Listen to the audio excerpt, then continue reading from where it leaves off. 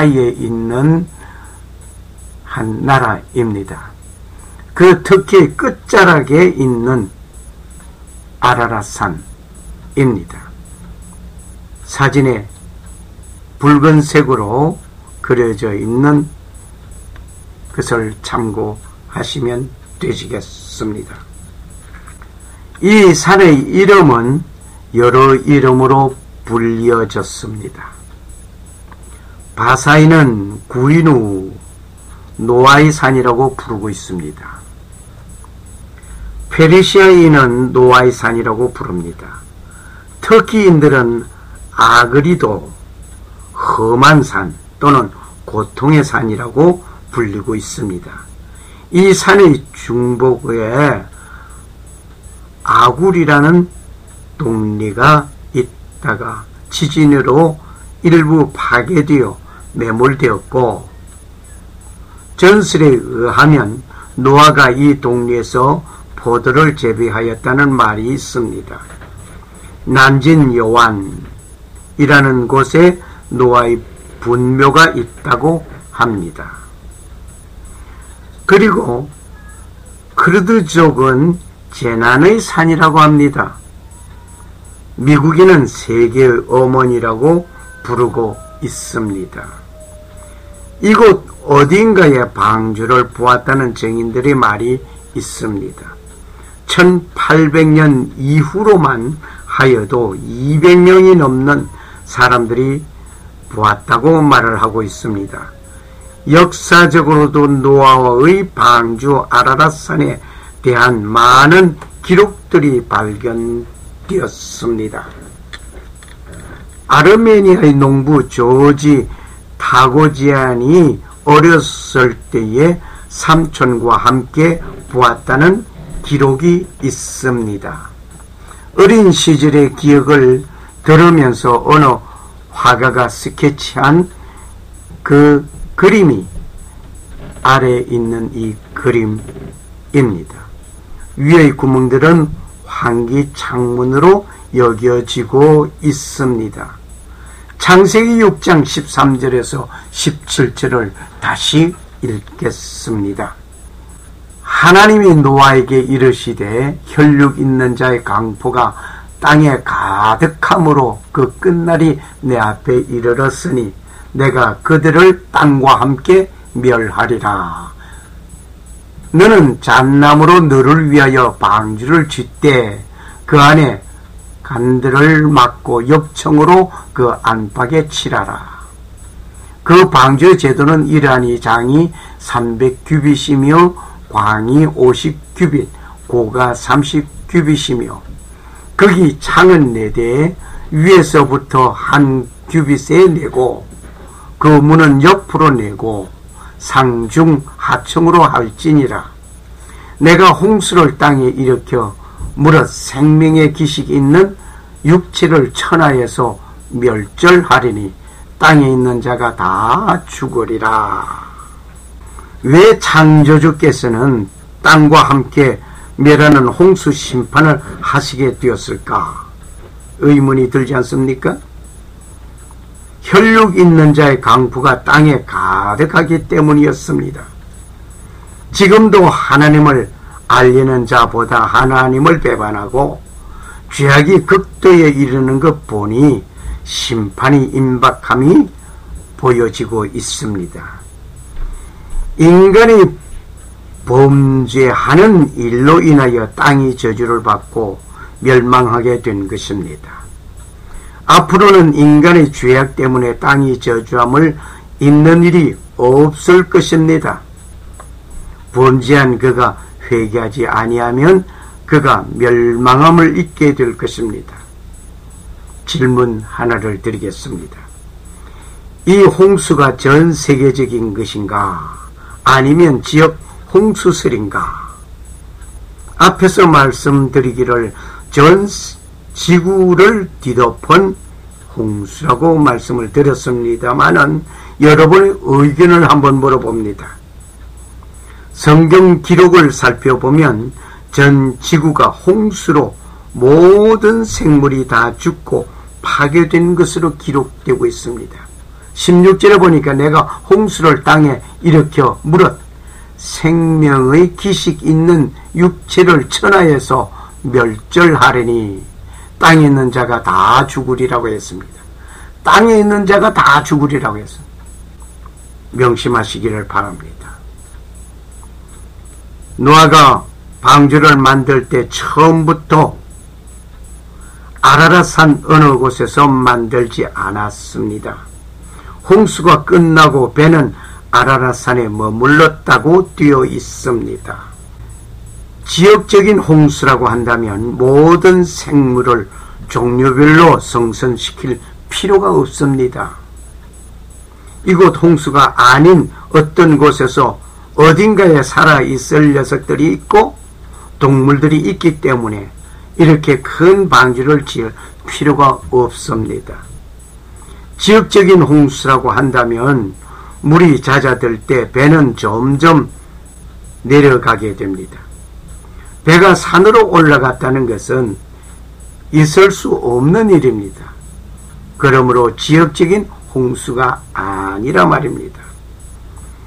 전 세계적인 홍수이기 때문에 하나님께서는 종류별로 성선시키라고 하셨습니다. 이것은 노아의 믿음을 시험하기 위한 것이 아닙니다. 분명히 홍수로 심판하시겠다는 말씀이었습니다. 우리가 믿어지지 않는 것이 문제이지 만일 전 세계적인 홍수가 아니었으면 성경은 진리가 아닙니다. 만일 홍수가 나면 어떤 모습인지를 지역 홍수 상황을 영상을 통하여 한번 보시겠습니다.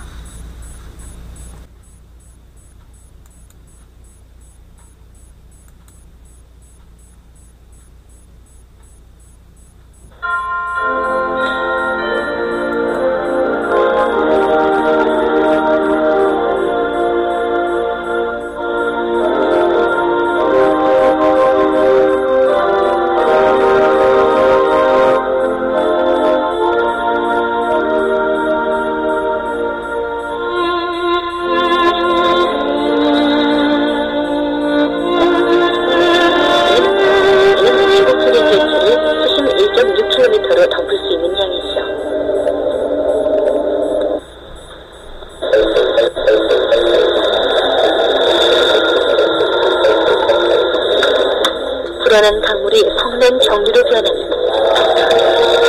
강둑을 넘어 사방으로 퍼져갑니다. 홍수는 바위와 차를 옮기고 집까지 쓸어갑니다. 분노한 자연의 엄청난 위력 앞에 사람은 미약한 존재일 뿐이죠. 홍수는 진정한 파괴의 화신, 지구는 물로 덮여있는 행성입니다. 지구의 물 중 97%는 바다를 이루고 있습니다. 이는 지구 표면 전체를 수심 1.6km로 덮을 수 있는 양이죠. 나머지 3%의 물은 강, 호수, 얼음, 구름입니다.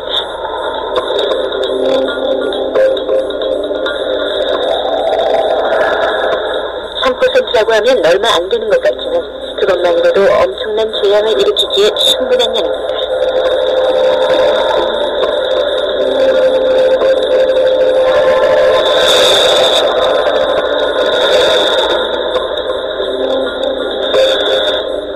홍수는 가장 빈번하면서 가장 치명적인 자연재해입니다.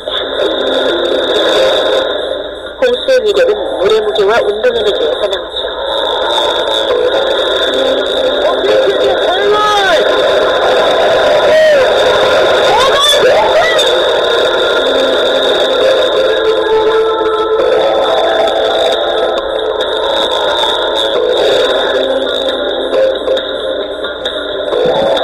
물은 무겁습니다. 물 1평방미터는 소형 자동차와 맞먹는 무게죠.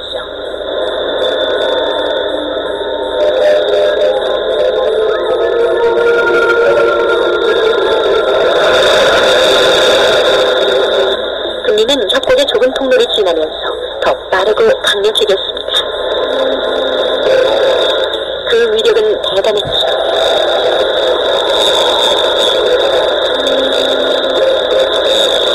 금리에 휩쓸린 바위와 진흙이 어리 같았습니다. 홍수는 엄청난 무게와 속도를 지녔기 때문에 거대한 불도저 같은 역할을 합니다. 조용한 마을이었던 카르돌소는 홍수에 무방비로 노출되면서 폐허로 변하고 말았는데 마을로 통하는 모든 도로가 이실되면서 고립 상태에 빠졌습니다. 그들이 위험을 깨달았을 때는 이미 늦은 뒤죠.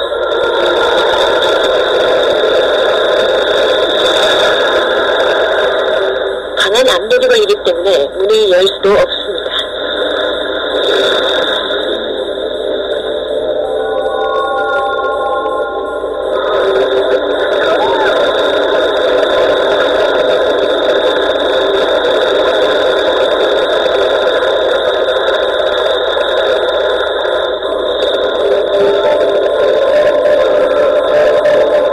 자동차는 급류 가장자리로 밀려나오지 않고 가장 빠른 물살에 휩쓸려 갑니다.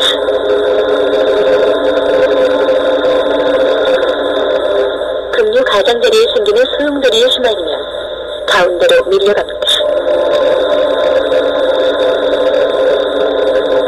자동차에 있던 사람들은 사포로 문지르는 것처럼 물에 실려온 파편에 맞습니다.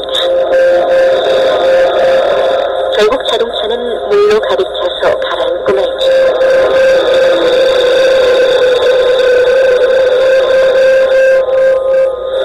이런 현상은 모두 물의 움직임에 의해 생깁니다.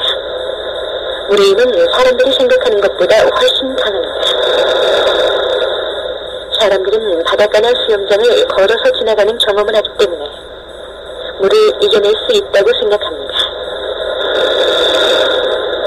하지만 상대가 돌발 홍수라면 이야기는 완전히 달라지죠. 문제는 물의 깊이가 아니라 속도입니다. 움직임이 없는 물이라면 가슴 높이까지 수위가 올라와도 걸어서 지나갈 수 있습니다. 하지만 이속이 시간당 30km라면 무릎 높이의 수위도 견디지 못하죠.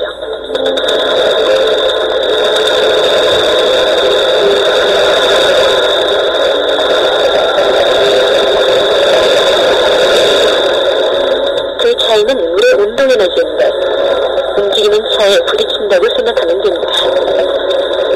홍수가 위험한 또 다른 이유는 난류가 생기기 때문입니다. 저속에서는 물이 하나의 층을 이루며 부드럽게 흐릅니다. 하지만 바위 같은 장애물을 만나면 물은 여러 갈래로 나뉩니다. 바로 이런 곳에서 난류가 발생하는 것이죠. 물이 급격하게 요동치면서 사람을 강바닥으로 끌어들여 바위에 내던집니다.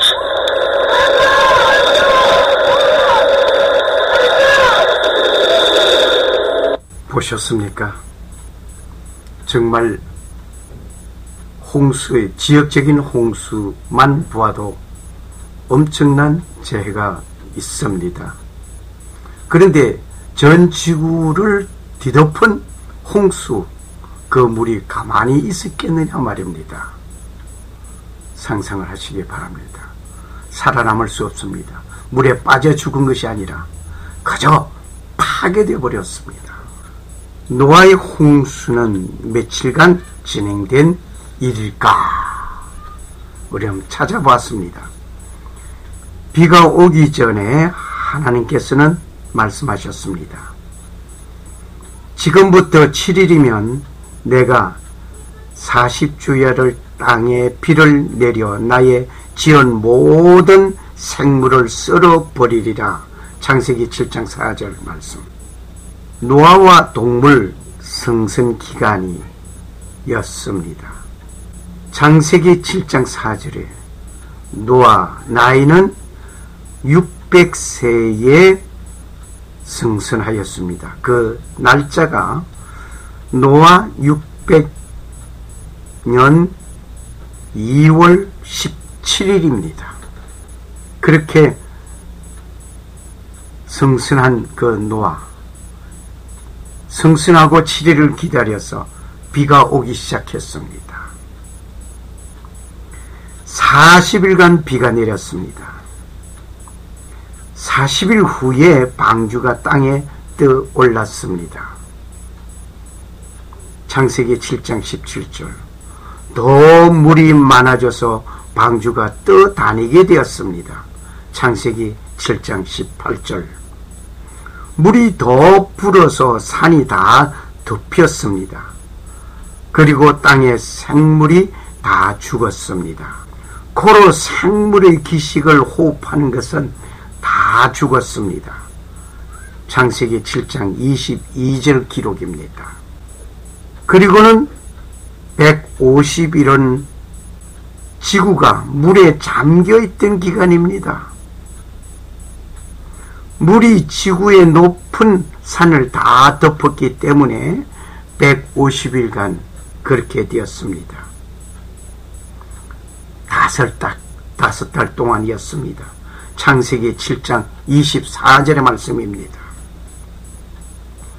그리고 물이 빠지는데 150일이 걸렸습니다. 물이 빠지는 기간이었습니다. 창세기 8장 3절 150일 동안 물이 빠졌습니다. 그리고는 7월 17일에 방주는 아라랏산에 정박하게 되었습니다. 창세기 8장 4절.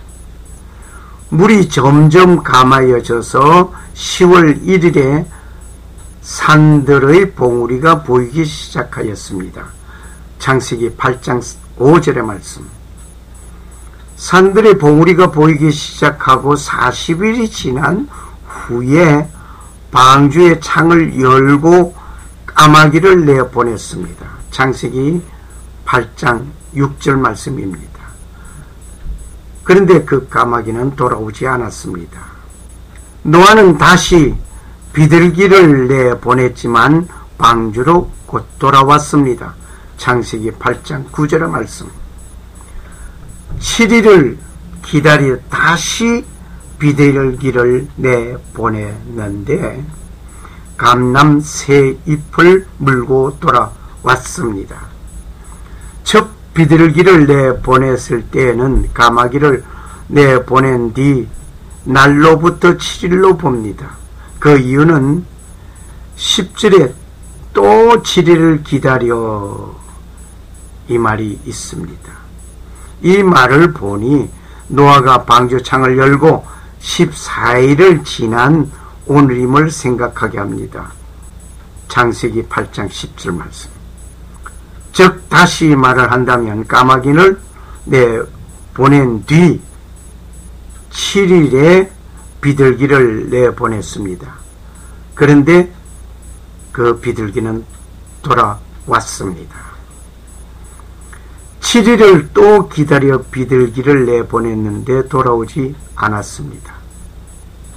창세기 8장 11절. 그러니까 비둘기 3번을 내보냈는데 처음에는 그냥 돌아왔고, 두 번째 비둘기는 감람 새 잎을 물고 돌아왔고, 세 번째 비둘기를 다시 돌아오지 않았습니다. 노아 601년 1월 17일 노아는 방주에서 지면을 볼 때 지면에 물이 그쳤음을 봤습니다. 창세기 8장 13절. 그리고 노아는 2월 27일에 땅에 물이 말랐음을 보았습니다. 노아는 하나님의 명령에 따라서 방주에서 하선하게 됩니다. 창세기 8장 14절에서 19절의 기록입니다. 땅 위의 모든 새들 그 종류대로 방주에서 함께 하선하게 됩니다. 이렇게 지구에는 새로운 삶이 시작되었습니다. 그리고 날짜를 정확하게 기록해 두었다고 하는 것을 우리는 유심히 보아야 할 것입니다. 이것은 빈틈없이 정확하게 말하신 것입니다. 노아의 홍수 사건이 가장 중요한 사건이기 때문에 적당하게 노아의 600세 어쩌고 그런 것이 아니라 노아 600세 2월 17일에 깊음 샘이 터졌다. 그리고 601년 2월 27일에 방주에서 하선하게 되었다. 이렇게 날짜가 분명히 중간중간에도 날짜들이 기록되어져 있음을 우리는 봅니다. 노아의 홍수 사건이 중대한 사건이었습니다. 창조 이후 지금까지의 가장 처참한 심판은 홍수 심판을 들 수가 있습니다. 이 처참한 심판을 하나님은 홍수로 심판하지 않겠다는 약속을 노아에게 무지개로 보여주시었습니다. 내가 다시는 사람으로 인하여 땅을 저주하지 아니하리니. 창세기 8장 21절의 말씀입니다. 사람으로 인해서 땅을 저주하지 않겠다고 하나님 말씀하셨으니 그저 이제는 심판이 없다가 아닙니다. 사람이 잘못한 것은 그 사람이 책임을 져야 됩니다. 개인이 잘못한 건, 아버지가 잘못한 것 때문에 아들이 죽임을 당하는 것이 아니고, 아들이 잘못한 것 때문에 아버지가 죽임을 당하는 것이 아니고, 잘못한 그자가 죽임을 당한다고 하는 구약 사건들을 우리는 기억하십시다. 마지막 심판은 내가 잘못했을 때 나에게 임하는 것입니다.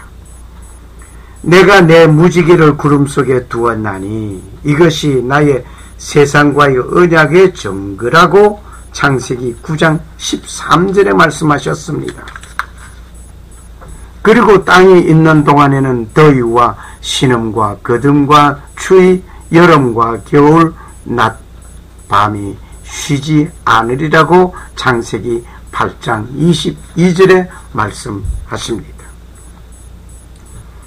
홍수 이전에는 이런 것이 없는 삶을 살아가는 쾌적한 삶을 살면서 심고 거두는 일 밤낮이 없고 영원한 삶을 살 수 있는 곳이 있었습니다.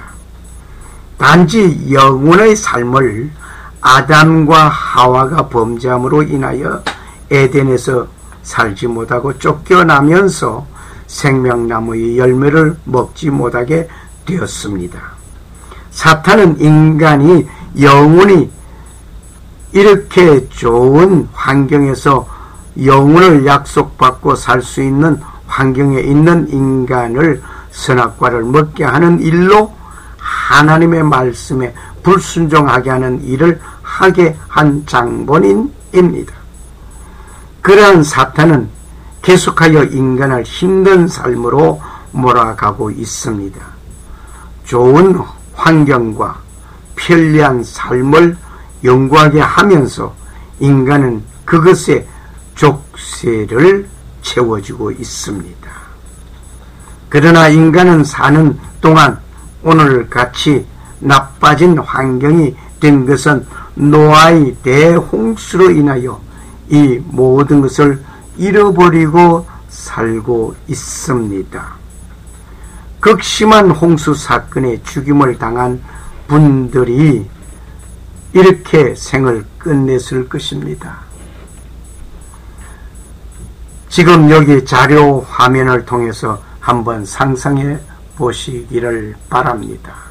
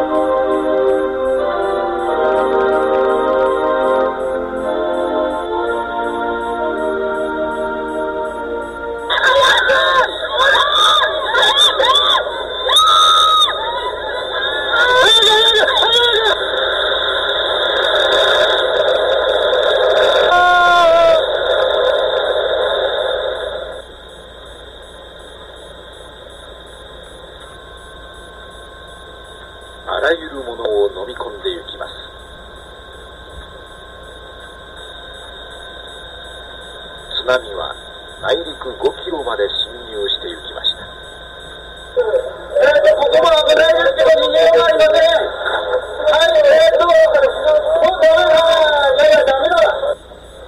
시커먼 물이 잘 있던 데까지 물살에 휩쓸려 떠내려갑니다.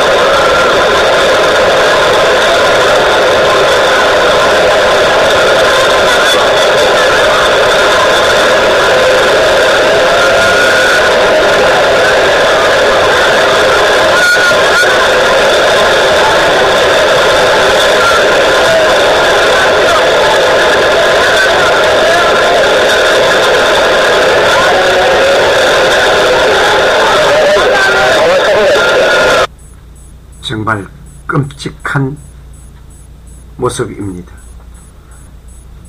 지역적인 홍수이라고 한다면 일단 높은 곳으로 피하면 됩니다. 그런데 전 지구를 뒤덮은 홍수에는 방주의 성선한 자만 살았습니다. 홍수에 빠져 죽는 죽음이 아니고 그냥 파괴되어 죽은 것입니다. 어떻게 보면 죽음 이전에 놀라서 심장이 터지는 일이 먼저 생길 것입니다. 그런데 하나님은 더 이상 사람으로 인하여 땅이 저주함을 있는 일이 없을 것이라는 말씀을 우리는 명심해야 할 것입니다. 앞으로는 사람을 심판하실 것입니다. 그리고 영원한 안식이냐 아니면 영원한 형벌인가, 선택은 그때 하는 것이 아니라 지금 이 순간 선택하고 그렇게 살아가야 할 것입니다. 갑자기 최글렁 목사님의 말씀이 생각납니다. 예수 천당, 불신 지옥. 성경에 이런 일이 있었다 라고 노아 홍수 이야기를 기록해 주셨습니다. 오늘날 많은 사람들은 좋은 소리에는 귀를 열고 축복된 소리에는 귀 열고 살면서 지옥 이야기에는 아예 입 밖에 내지도 못하게 합니다. 지옥이 어디에 있는가라고 말을 합니다. 죽음이 무엇인가를 죽어보고 죽음을 아는 것이 아닌 것입니다. 죽은 자들을 보니 이것이 죽음이로구나 하면서 알게 됩니다. 이와 같이 홍수로 이런 심판이 있다라고 말을 하는 것을 들어보고 알아야 하는데 이것만은 외면하려고 합니다. 방주의 성선한 동물들을 한번 살펴보겠습니다. 미국의 분류학자인 에네스 메이어에 의하면 세계에는 100만 종 이상의 동물이 있다라고 합니다. 노아 방주의 이 많은 종류 암수 한 쌍이면 200만이나 될 것입니다. 라고 생각하면 방주 이야기에 이미 신빙성을 잃을 것으로 보입니다. 그러나 이 중 대부분은 물에서 사는 동물이라 방주에 탈 필요가 없습니다. 그리고 곤충들은 매우 크기가 작아 방주에 탔다 하더라도 적은 공간을 차지했을 것입니다. 3만 5천 종의 벌레들과 같이 방주 밖에서도 살아남을 수 있습니다. 사실은 곤충과 벌레들은 홍수시 떠다니는 거대한 나무 매트들에 붙어서 알이나 유충 상태로 충분히 생존할 수 있습니다.